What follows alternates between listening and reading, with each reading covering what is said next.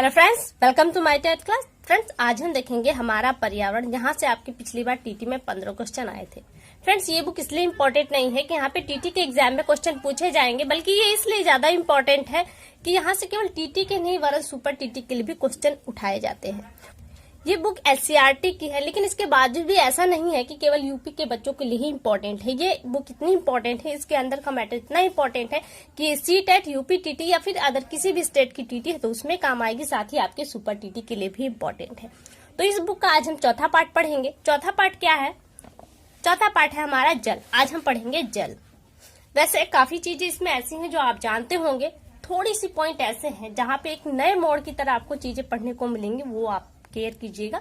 बाकी एकदम easy topic है। जल क्या है? जल एक प्राकृतिक संसाधन है। सबसे पहला पॉइंट कि जल क्या है, आपका एक प्राकृतिक संसाधन है। जल सिर्फ मानव जीव के नहीं, समस्त जीवों के लिए इम्पोर्टेंट है और आपके जो पेड़ पौधे इनके लिए भी इम्पोर्टेंट है, क्योंकि जल इन सभी चीजों का जीवन का आधार है और ये हमारे बहुत से चीजों में काम आता है। अब जल के प्रकार की बात करें तो जल के 3 प्रकार होते हैं या 3 रूप होते हैं। कौन कौन से? ठोस, द्रव और गैस। ठोस के रूप में आपको बर्फ मिलेगी। कहाँ है? ये पहाड़ों पर जमी बर्फ, जो ग्लेशियर्स वगैरह है। द्रव पानी, जिसे आप हमेशा नदी, नालों, झरनों वगैरह में सब देखते हैं। गैस ये भाप के रूप में वायुमंडल में उपस्थित है वरन ये दिखाई नहीं थी। खासतौर से जब आप खाना वाना बनाते हैं तो भाप को उड़ते हुए देखते होंगे तो वो पानी का ही एक अंश होता है। आगे है जल के स्रोत। वैसे आप जानते हैं कि पृथ्वी का एक जल से ढका हुआ है, लेकिन वो कहाँ है? आपका ज्यादातर भाग उसका समुद्रों के रूप में है। देखिए, यहाँ पृथ्वी पर जल के भंडार को जल मंडल कहते हैं। ये पृथ्वी पर महासागरों, झीलों, नदियों, हिमनद तथा जलाशयों के रूप में पाया जाता है। पृथ्वी पर उपस्थित कुल जल का 97% भाग आपका समुद्री जल के रूप में, यानी कि जितना भी जल है उसका 97% जल आपको समुद्रों, महासागरों में मिलेगा। समुद्र में घुले हुए विभिन्न लवणों के कारण इसका स्वाद खारा या नमकीन लगता है, इसलिए यह पानी पीने योग्य नहीं होता है। शेष आपका क्या बचता? 3% पानी, और 3% पानी में से 2.4% जल आपका हिमनद, जो ध्रुवीय क्षेत्र होते हैं, आपकी चोटियां वगैरह है, वहां पे आपको मिलेंगी। और 0.6% जल अन्य स्रोतों जैसे नदियों, झीलों, तालाबों में पाया जाता है। यानी कि जो हमें जल प्राप्त होता है वो केवल 0.6% है, जिसे हम विभिन्न प्रकार के कामों में यूज करते हैं।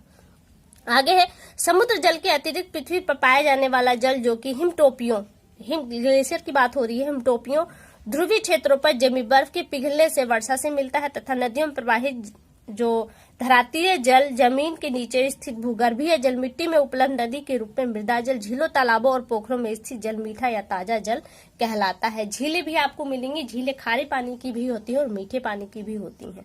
अब आगे देखिए, आपसे बताया जा रहा है कि जो जल के स्रोत है वो 3 स्रोत हैं। कहाँ कहाँ से हैं? धरातलीय स्रोत है, भूमिगत स्रोत है और हिमनद है। अब इनके अंतर्गत क्या क्या आएंगे हम इन्हें देखेंगे। धरातलीय स्रोत देखिए, धरातलीय स्रोत में आपको समुद्र दिया है। पृथ्वी पर उपलब्ध जल का अधिकांश भाग महासागरों एवं सागरों में है। समुद्र का खाला जल होने के कारण यह पीने योग्य नहीं है। और अब आप जानते हैं कि नदियों का जो औद्योगिक क्षेत्रों का अपशिष्ट है वो नदियों में जाता है और नदियां बहकर फिर समुद्र में गिरती है। परिणाम स्वरूप अब समुद्र का जल भी दूषित हो गया है। आगे है नदी, तालाब एवं झील। ये धरातलीय स्रोत, यानी कि धरातल के ऊपर जो आपको आंखों से दिखाई देते हैं, उन स्रोतों की बात हो रही है। तो यहाँ इसमें ज्यादा अंदर पढ़ने की बात नहीं है। आगे देखिए, आपने गंगा नदी का नाम तो सुना ही होगा। प्रयाग में गंगा, यमुना और सरस्वती नदियां मिलती हैं। ये आपके प्रदेश की सबसे बड़ी नदियां हैं, यानी कि उत्तर प्रदेश की ये दोनों नदियां बड़ी नदियां हैं। इन दोनों मुख्य नदियों के साथ ही अन्य नदियों का जल भी इतना अधिक प्रदूषित है कि यह पीने लायक नहीं है। यानी कि ये जो नदियां हैं, इनके साथ और भी बहुत सारी छोटी नदियां हैं, इनका जल इतना गंदा हो चुका है, प्रदूषित हो चुका है कि वो पीने योग्य नहीं है। तो ये आपके धरातलीय स्रोत है जो आपको ऊपर से बहते हुए दिखाई देंगे। दूसरा पॉइंट आपका है भूमिगत स्रोत।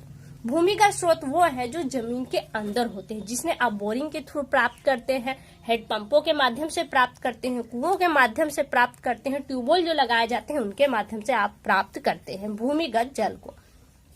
धरातल पर पाए जाने जल का मुख्य भाग रिस कर भूमि के नीचे एकत्रित हो जाता है। इसे भूमिगत जल कहते हैं, जिसे आप फिर इन माध्यमों से निकालते हैं। यह जल अधिक शुद्ध होता है। इस जल को कुओं, हैंडपंपों, नलकूपों आदि द्वारा प्राप्त किया जाता है। भूमिगत जल का मानव द्वारा दोहन करने से जल स्तर नीचे होता जा रहा है। और ये जो आप लाइन देख रहे हैं ना, ये बहुत ही इंपॉर्टेंट लाइन है। अब यहाँ पे गौर कीजिएगा, यहाँ से आपका प्रश्न बनेगा, वर्षा के जल को तालाबों, झीलों, बांधों एवं खेतों में रोककर भू जल स्तर को बढ़ाया जा सकता है। पूछा जा सकता है आपसे कि भू जल स्तर को कैसे बढ़ाया जा सकता है? तो वर्षा के जल को एकत्र करके, एक प्रश्न। दूसरा प्रश्न, वर्षा के जल को इस प्रकार रोकना जल पुनर्भरण रिचार्ज कहलाता है। यानी कि फिर यहाँ से एक प्रश्न बनेगा कि वर्षा को अगर हम जल एकत्र करते हैं तालाबों, पोखरों में, तो वो क्या कहलाएगा? तो वो आपका पुनर्भरण या रिचार्ज कहलाएगा। यहाँ से आपका प्रश्न बन सकता है और यहाँ से प्रश्न आपके एग्जाम में आ भी चुका है। यहाँ से 2 प्रश्न बन रहे हैं। आगे देखिए, कुओं का जल मानव द्वारा कुओं का जल मानव द्वारा प्रदूषित होता रहता है। हमें कुएं के पानी को निकालने के साथ साफ बर्तन का प्रयोग करना चाहिए। उससे साफ सफाई कैसे होनी चाहिए, इसके बारे में बताया जा रहा है। तो ये हम आगे चलते हैं।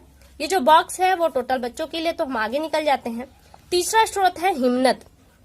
हमने पहला स्रोत देखा है धरातलीय स्रोत, दूसरा था भूमिगत स्रोत और तीसरा है हमारा हिमनद। हिमनद क्या है? पृथ्वी की सतह पर पर्वतीय तथा ध्रुवीय क्षेत्र बर्फ से ढके हैं। ये बर्फ पिघलकर पर्वतीय ढालों में हिमनद के रूप में नीचे की ओर बहती है। क्योंकि पर्वतों की ऊंचाइयों पर बर्फ होती है, जब वो बर्फ पिघलती है तो पुनः नीचे की तरफ बहती है और ये एक नदी का रूप ले लेती है, छोटी छोटी धाराएं। तो इन्हें हम क्या कहते हैं? हिमनद। क्योंकि इनमें हिम के खंड भी आपको मिलेंगे। कह रहा है नदियों में मिल जाती हैं, और ये जो नदियां ऊपर से बहती आती हैं तो नीचे जो नदियां ऑलरेडी बह रही होती है पहले से, उनमें वो मिल जाती हैं। ये पृथ्वी की धरातलीय सतह पानी का सबसे बड़ा भंडार है। यह जल प्राय स्वच्छ एवं मीठा होता है। तो ये आपके 3 स्रोत हो गए। अब आगे है विभिन्न गतिविधियों में जल की आवश्यकता। जो हमारे जीवन की विभिन्न गतिविधियां हैं उनमें जल की आवश्यकता होती है। और वो कौन कौन से क्षेत्र है, अब क्षेत्र के बारे में बताया जा रहा है। जल का उपयोग कहाँ कहाँ होगा? कृषि क्षेत्र में। देखिए, कृषि क्षेत्र हमारे भोजन का आधार है। तो मेन जो बात है इसमें कहना है कि जो हमको 3% जल मीठे पानी के रूप में प्राप्त हो रहा है, क्योंकि समस्त जल का 97% खारा है, केवल 3% जल हमको मिलता है मीठा। और उस 3% का 70% पानी खेती में यूज होता है, यानी कि सिंचाई में प्रयोग किया जाता है। 70% जल कहाँ है? सिंचाई के रूप में प्रयोग किया जाता है कृषि क्षेत्र में। और बाकी बचा आपका 30%। ये 30% कहाँ जाता है? बाकी आपके दुनिया भर के काम में, जैसे बहुत सारे उद्योग है, पीना है, खाना है, घरेलू कार्य है, इसमें जाता है। ठीक है, तो समझने के लिए देखिए, खाद्य हमारे जीवन का आधार है, तो 70% पानी खाद्य की तरफ चला जाता है, यानी कि अनाज की तरफ चला जाता है। और 3% हमारे पीने के लिए जरूरी है, इसलिए 30% इधर चला जाता है। सिर्फ ये समझने के लिए, बात वैसी नहीं है। तो क्या है? 70% कृषि में और 30% अन्य कामों में। आगे देखिए, ये पॉइंट इंपॉर्टेंट है।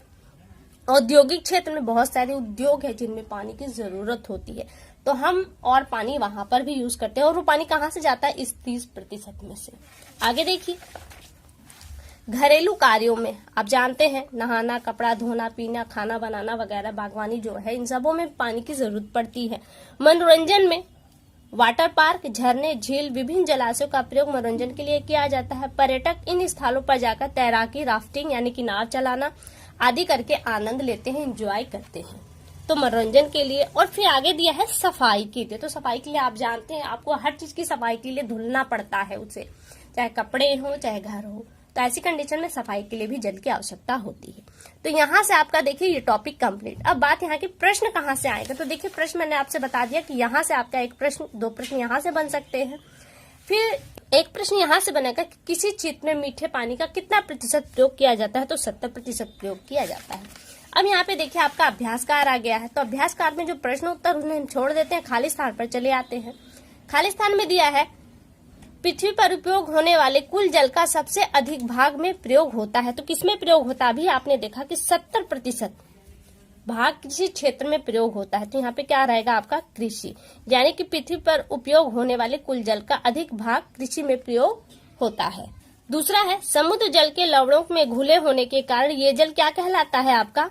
खारा या फिर नमकीन कहलाता है। अगला है हिमनद जल का स्रोत है। तो हिमनद किसका जल है? ये मीठे पानी का स्रोत होता है। पहाड़ों पर जमी बर्फ जल का रूप है। किसका? ठोस होता है, क्योंकि बर्फ का पानी का एक रूप ठोस होता है, तो जो बर्फ है वो ठोस रूप है। आगे सही गलत है। नदी भूमिगत जल का स्रोत है, नहीं, नदी भूमिगत नहीं है वरन धरातलीय स्रोत है, इसलिए ये गलत है। जल ठोस, द्रव तथा गैस तीनों रूपों में पाया जाता है, तो ये पॉइंट सही है। समुद्र का जल मीठा होता है, तो ये पॉइंट गलत है, क्योंकि समुद्र का जल खारा होता है, या फिर इसे हम नमकीन भी कहते हैं। प्रत्येक जीवधारी के लिए जल अत्यंत आवश्यक है, तो ये पॉइंट भी आपका सही है। आगे मिलान है, इसे भी देख लेते हैं।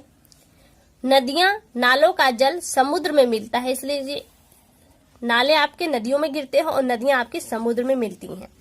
समुद्र का जल कैसा होता है, तो वो खारा होता है।